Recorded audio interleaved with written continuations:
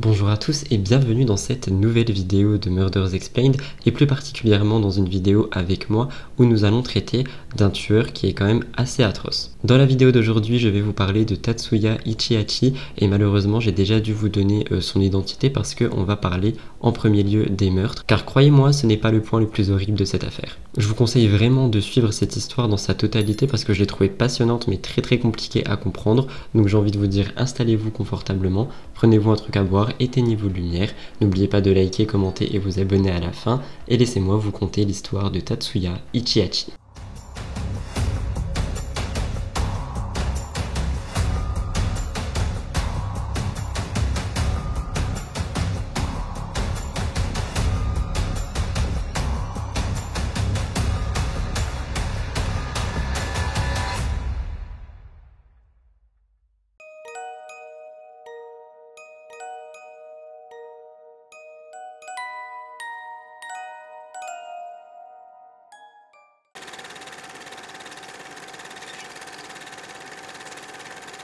Vous l'avez certainement compris en vue de son nom de famille, mais nous sommes bel et bien en Asie et plus particulièrement au Japon. Et pour vous situer dans le temps, nous sommes début 2007. Malheureusement, je vais aussi vous parler d'une mort et c'est celle de Lindsay Ann Hawker qui avait que 22 ans et qui était une enseignante d'origine britannique. Elle a été assassinée. Parlons un peu de Lindsay avant d'aller plus loin. Lindsay est née dans le West Midlands à Coventry. Elle a décidé de déménager au Japon en 2006 parce qu'elle voulait enseigner l'anglais à Tokyo. Donc c'était plutôt un beau projet et elle avait réussi à pouvoir aller dans une des écoles les plus prestigieuses privées du Japon. Quand on va interroger les proches de Lindsay, ils vont tous nous dire que c'était quelqu'un qui était très jovial, très extraverti, très sociable en fait, donc quelqu'un à qui la vie avait l'air de sourire. Comme je vous l'ai dit, elle a décidé de partir au Japon pour enseigner et en fait elle voulait partir enseigner là-bas pendant une année parce qu'elle était en cursus d'une certaine maîtrise pour terminer ses études, mais elle a dit non, je veux arrêter et je veux vraiment essayer d'aller enseigner au Japon. Et je précise encore une fois que c'est un très beau projet, donc j'espère que cette histoire va pas empêcher des gens d'aller voyager ailleurs s'ils veulent enseigner. Quand elle va réussir à arriver au Japon, elle va partager sa chambre avec deux autres enseignantes. Il y en a une qui vient d'Australie et une autre qui vient du Canada. Le jour où Lindsay va disparaître, ou du moins où on n'aura pas de nouvelles d'elle, sa famille va être très inquiète parce que Lindsay avait pour habitude de les contacter tout le temps, de tout leur raconter, de vraiment leur faire suivre le voyage qu'elle faisait à travers des appels, etc. Donc là c'était bizarre parce qu'elle n'avait pas donné de nouvelles à sa famille et pas depuis un seul jour ou depuis quelques temps. Si vous voulez des détails, gardez contact via email, via Skype, via Facebook, via des coups de téléphone, enfin vraiment, ils se parlaient tout le temps. Le truc c'est que début 2007, on n'aura plus aucune nouvelle de Lindsay et c'est là où va commencer notre histoire.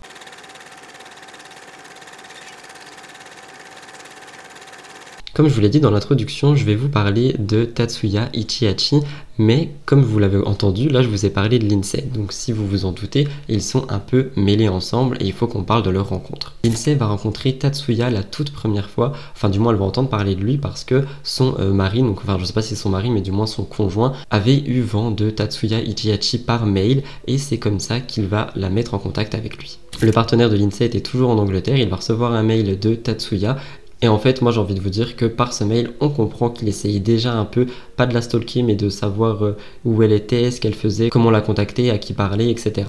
Mais à côté de ça, ils se sont aussi rencontrés physiquement parce que je pense aussi, j'ai pas eu de source sûre par rapport à ça, mais je pense que l'adresse mail, il voulait certainement envoyer un mail directement à Lindsay, mais ça a été celle de son partenaire. Mais bref, ils vont quand même se rencontrer en physique et ceci était 4 jours avant le meurtre. Lindsay rentrait du travail tout simplement et elle était dans un transport en commun et Tatsuya va aller lui parler. Il va aller vers elle et lui dire en gros qu'elle est sa professeure d'anglais, ce qui est totalement faux, je vous arrête tout de suite, et ensuite il va lui demander de confirmer si c'était bien le cas. Lindsay va trouver ça un peu bizarre et étonnant. Une autre fois, Lindsay va rentrer chez elle à vélo et Tatsuya va pas être très loin étant donné qu'il va courir après le vélo, courir après Lindsay tout simplement parce que quand elle va arriver chez elle, il va arriver juste derrière, il va dire qu'il est essoufflé et il va demander à Lindsay de rentrer pour avoir un verre d'eau. Lindsay, comme je vous l'ai dit, est quelqu'un de très sociable, très humaine, en fait elle ne s'inquiète pas trop des choses. Elle va voir que ce jeune homme a l'air un petit peu pas bien, donc elle va décider de le faire rentrer et une fois à l'intérieur de la maison, elle va quand même prévenir qu'elle a des colocataires, elle va prévenir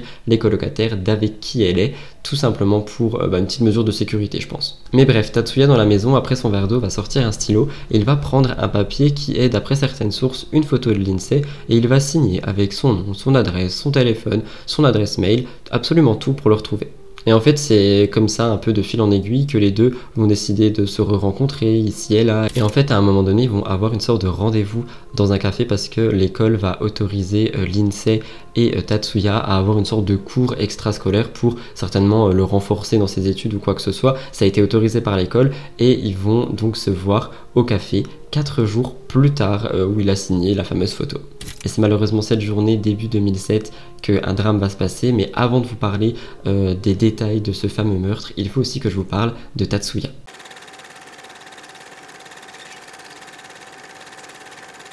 Tatsuya Ichihachi avait 28 ans au moment des faits, il résidait à Ishikawa, qui est dans la préfecture de Chiba, donc au Japon, et c'est à l'est de Tokyo. Il est né le 5 janvier 1979 dans la préfecture de Gifu.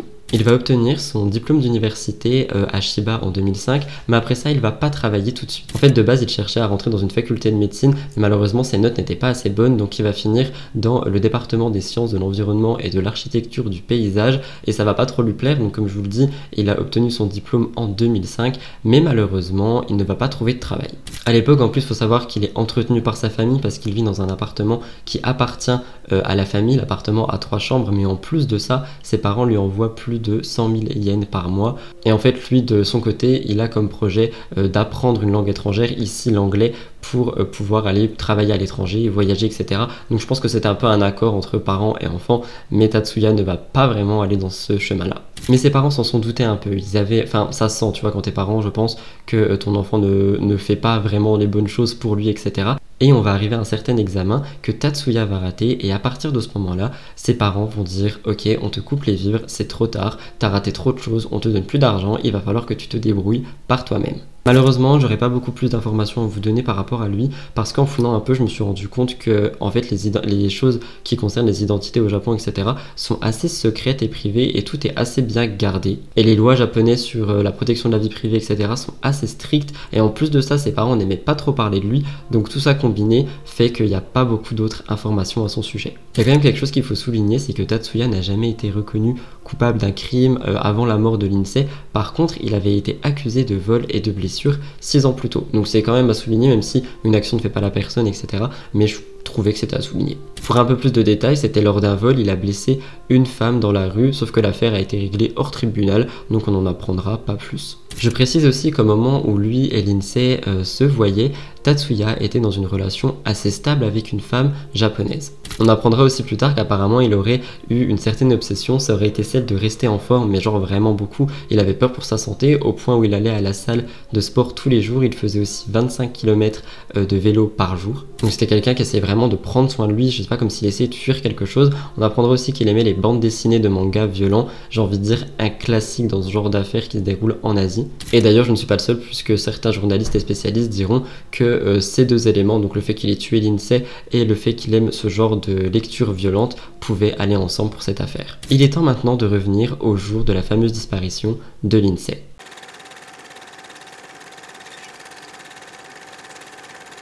Comme je vous l'ai dit, les deux devaient donc se rencontrer dans un café. Le jour est arrivé, nous sommes le samedi 24 mars 2007, Lindsay et Tatsuya vont se retrouver. Comme je vous l'ai dit aussi, c'était censé être un cours de soutien ou un truc du genre, et lorsque ce cours va se terminer, ils ont pris un taxi jusqu'à l'appartement de Tatsuya, parce que l'appartement de Tatsuya n'était pas très loin du café. Coïncidence, je ne sais pas, mais je vous avoue que je trouve ça bizarre. Les deux vont sortir du taxi, Lindsay va regarder le chauffeur et va lui dire d'attendre quelques minutes parce qu'elle comptait revenir tout de suite, et elle va décider de monter à l'appartement de Tatsuya avec lui. Après qu'elle ne soit pas revenue, le chauffeur de taxi va décider de partir parce que certainement il a d'autres courses, etc. Il partira exactement 7 minutes plus tard, et je peux comprendre, mais pourquoi il a prévenu personne? Pourquoi est-ce qu'il a pas prévenu la police que la femme n'était pas revenue? Enfin je sais pas, moi je trouve ça vraiment bizarre que ton client ne revienne pas. Après je ne suis pas chauffeur de taxi, peut-être que en fait t'as juste pas le choix et qu'au bout d'un certain temps, peut-être 10 minutes, tu dois t'en aller. Je sais pas, s'il y a jamais des gens qui me regardent et qui conduisent des voitures, des VTC, etc., n'hésitez pas à me dire, mais moi je trouve ça bizarre qu'il n'ait pas prévenu quelqu'un.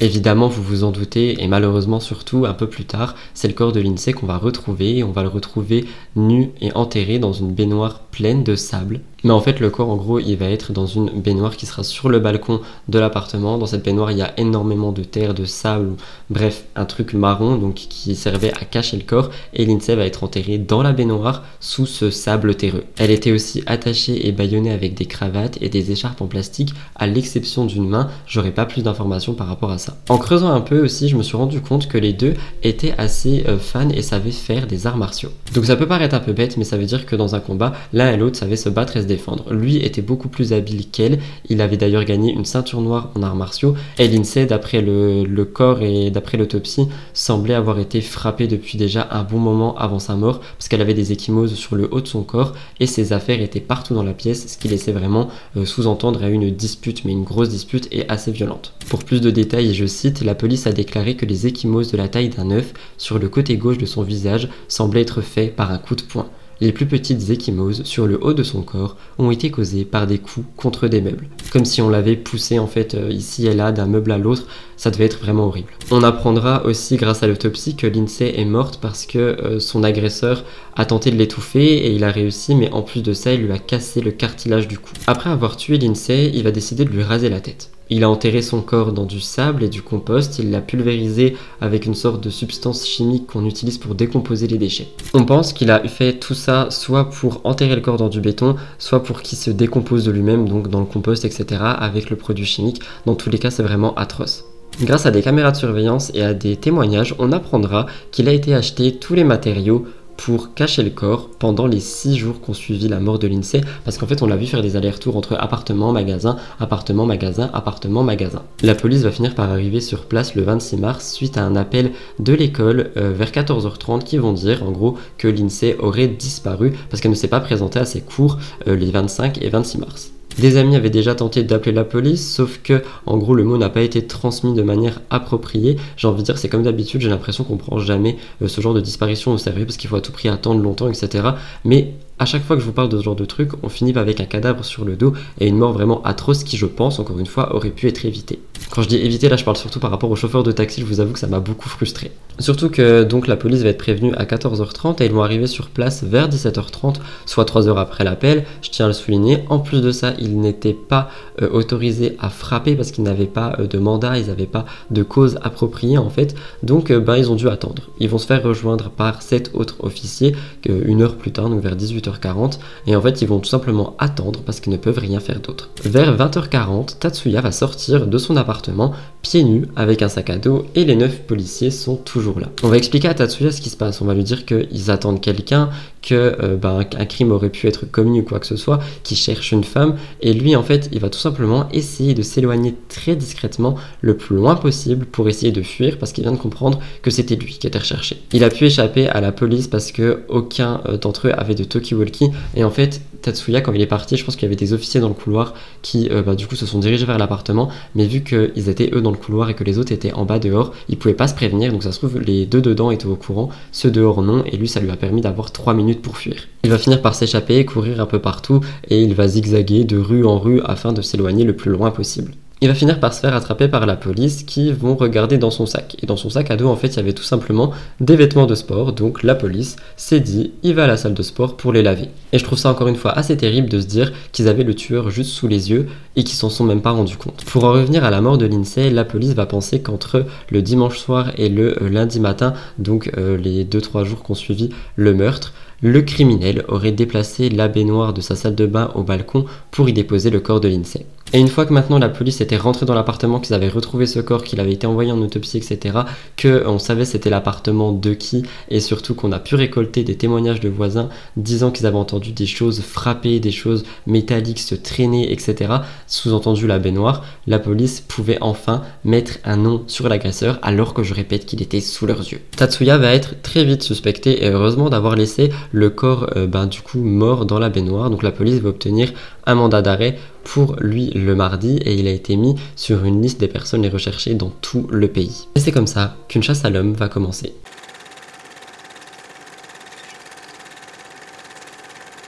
On est le 29 mars 2007, un groupe de 20 policiers vont se rendre à l'hôtel Château, qui est en fait un hôtel d'amour à l'est de Tokyo. Et heureusement que je regarde les vlogs de NDA là, parce que j'ai un peu compris ce que c'était. En gros, c'est des hôtels qui sont faits tout simplement pour que les couples puissent y passer 1 heure ou 2, ou une soirée ou quoi que ce soit. C'est vraiment, enfin ça a l'air d'être super traditionnel là-bas. Et apparemment, Tatsuya aurait été se cacher dans un de ces endroits, sauf que ils ne l'ont pas trouvé. Rien va se passer pendant 1 an et c'est vraiment horrible parce que ce gars a disparu et on ne sait pas où il est. Le 13 mars 2008, soit 1 an plus tard, la police va remettre une nouvelle affiche pour essayer de retrouver Tatsuya avec une image en meilleure qualité, une image de ce à quoi il pouvait ressembler aujourd'hui, mais il n'y aura toujours rien.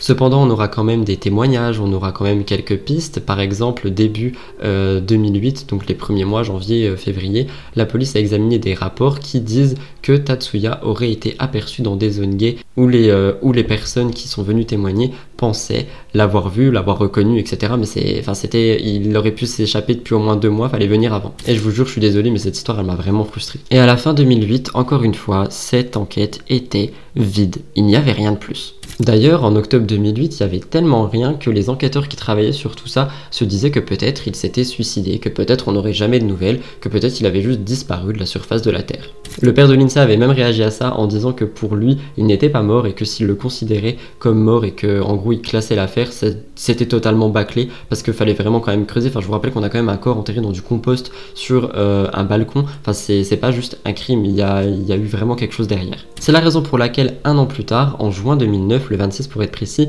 la police japonaise va proposer une récompense de plus d'1 million de yens et c'est même allé jusqu'à 10 millions pour vraiment avoir des informations pour savoir si quelqu'un savait quelque chose qui pourrait amener à retrouver et à arrêter Tatsuya Ichihachi. Pour vous donner une échelle, normalement dans des crimes super graves, la police propose 1 à 3 millions. Là, il proposait 1 à 10 millions. Donc il était quand même activement recherché. Ce qui va marcher d'ailleurs parce qu'ils vont avoir plein d'informations. Bon, ce sont principalement des lieux, donc on va dire on l'a vu là, il pourrait être là, etc. Mais il va y avoir beaucoup d'informateurs et d'ailleurs plus tard on va même se demander comment disperser cet argent, mais ce n'est pas le sujet, je vais vous parler des lieux. Le premier lieu qui va être donné aux enquêteurs va être une clinique de chirurgie esthétique à Nagoya. Ensuite, on va entendre parler d'une entreprise de construction d'Osaka où il aurait travaillé pendant 14 mois. C'est dans cette entreprise qui était une entreprise de ferry à Osaka que quelqu'un va déclarer avoir vu quelqu'un qui ressemblait à Tatsuya. Comme je vous l'ai dit, je vous ai aussi parlé d'une clinique et la police va appeler cette clinique et ils vont se rendre compte qu'en effet, Tatsuya avait subi une, voire des opérations de chirurgie plastique dans cette clinique et ça aurait commencé le 24 octobre 2009. Et la police va déclarer ça le 4 novembre, donc en fait, heureusement qu'il est passé dans cette clinique. Je pense sincèrement, si vous voulez mon avis, qu'il a réussi à fuir, etc. mais qu'il s'est rendu compte que même 2 ans après, on faisait encore des récompenses, etc. pour le retrouver. Donc il s'est dit comment faire et peut-être qu'il s'est dit changeons de visage, ça peut marcher. Donc là, on parlerait quand même d'une automutilation par chirurgie esthétique pour changer de visage et fuir à la police. C'est pas parce qu'il avait un complexe. Pour moi, c'est de mutiler son visage. Apparemment, avant d'aller à cette clinique, il aurait subi d'autres opérations chirurgicales esthétiques. Je vous lis un peu ce que j'ai trouvé. Il avait apparemment déjà subi 2 chirurgies pour supprimer des grains de beauté sur sa joue. Il avait aussi ajouté un pli à ses paupières, il avait éclairci ses 2 lèvres et il avait rendu son nez plus grand. Donc la police va avoir vendre tout ça et heureusement ils vont aussi avoir des photos et ils vont pouvoir publier des photos de ce à quoi Tatsuya pourrait ressembler maintenant afin de pouvoir le retrouver parce que comme je vous l'ai dit, toutes ces modifications, même toutes ces mutilations ont été faites pour qu'il ne soit pas retrouvé.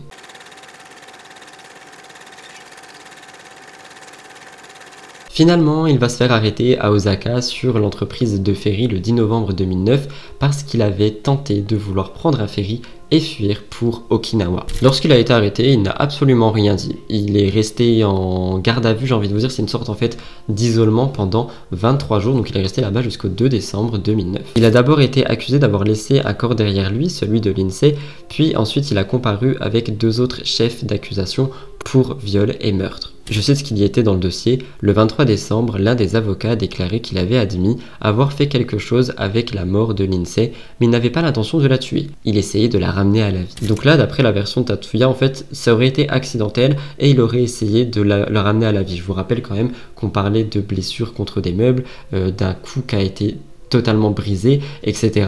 Et je pense pas que ça soit accidentel. Le tribunal de Shiba va décider de condamner Tatsuya à la prison à vie en 2011, le 21 juillet, pour le meurtre de Lindsay Hawker. Toute la famille Hawker voulait que Tatsuya se fasse tuer. Ils voulaient vraiment qu'il se fasse exécuter et qu'il subisse la peine de mort, mais malheureusement, ou heureusement, ça dépend ce que vous croyez, etc. Moi j'ai écrit malheureusement et heureusement, je précise, le tribunal a refusé. Comme je vous l'ai dit, il n'a jamais été reconnu coupable de crime auparavant, il avait que 32 ans lors du procès, donc selon le tribunal, le jury, etc., il y aurait toujours une chance pour qu'il retrouve un meilleur chemin.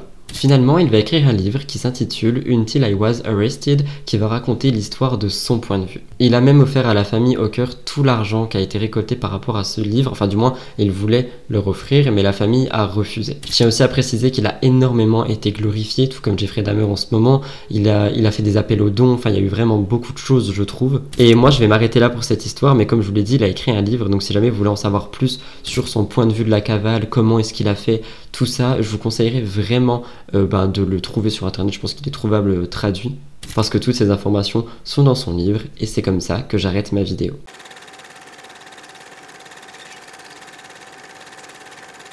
Voilà tout le monde, c'était donc tout pour l'histoire de Tatsuya Ichihachi. Je suis content parce que pour une fois on est vraiment sur une vidéo complète, même si on n'a pas de détails, on a un début, un milieu et une fin, mais je suis aussi très frustré. Je suis très frustré parce qu'on n'aura pas vraiment de mobile, d'après lui c'est juste un accident, on comprend pas trop pourquoi une baignoire enterrée comme ça, qu'est-ce qui s'est passé avec le cou de la victime, enfin toutes ces choses en fait auxquelles on n'a pas vraiment de réponse. On sait aussi pas si Tatsuya souffrait d'une maladie, s'il avait des problèmes mentaux ou quoi que ce soit, donc je trouve que c'est une histoire assez frustrante malgré le fait qu'elle soit complète. C'était mon avis par rapport à tout ça, j'espère quand même qu'elle a pu vous intéresser et vous intriguer, et si c'est le cas, n'oubliez vraiment pas de liker cette vidéo, la partager, la commenter, c'est le meilleur moyen pour qu'elle soit référencée dans votre accueil. On voit aussi également beaucoup de gens qui nous disent ne pas recevoir les notifications des nouvelles vidéos, etc.